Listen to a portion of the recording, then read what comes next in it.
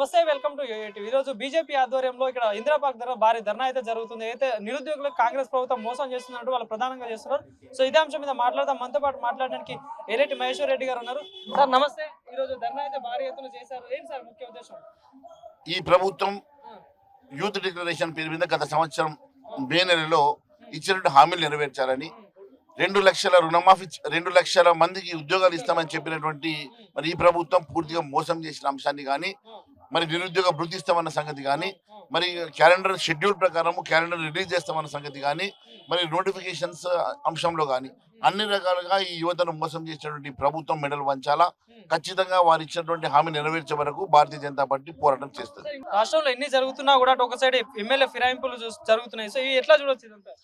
చూడండి, ఈ రాష్ట్రం ప్రజాస్వామ్యాన్ని కూలీ చేస్తూ విచ్చలవిడిగా అవినీతికి పాల్పడుతూ కేవలం వారికి 5 సంవత్సరాల లైసెన్స్ వచ్చింది. ఈ లైసెన్స్ కోసమే ఈ ప్రభుత్వంలో మేము ఎంతకాలం ఈ ప్రభుత్వంలో ఉంటే అంతకాలం మేము దోచుకుంటాం, దాచుకుంటాం, అవినీతి చేస్తాం. మాకు లైసెన్స్ అవినీతి కోసమే లైసెన్స్ ఇచ్చినట్టుగా పనిచేస్తుంది తప్ప ప్రజల కోసం, ప్రజల పక్షాన వీళ్ళు ఆలోచన చేయడం లేదు.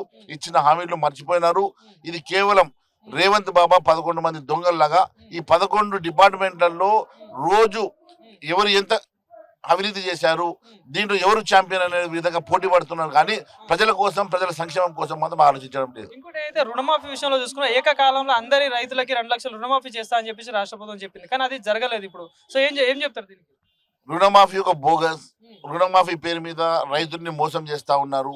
1 లక్ష రుణమాఫీ చేయడానికి ఆ రోజు 28,000 కోట్లు కావాలని చెప్పేసి గత ప్రభుత్వం షెడ్యూల్ చేస్తే వీరు 6,000 కోట్లతోటే మరి 1 లక్ష రుణమాఫీ ఏ రకంగా చేశారు అంటే దీంట్లో మరి ఎంతమంది రైతుల్ని విస్మరించారు. మరి స్క్రీనింగ్ లో కానీ ఫిల్టర్ లో కానీ ఎంతమంది రైతుల్ని దీంట్లో నుంచి డిలీట్ చేసి కేవలం అనుకున్న వారికి కొంతమందికి మాత్రమే ఇచ్చినట్టుగా కనబడతా ఉన్నది.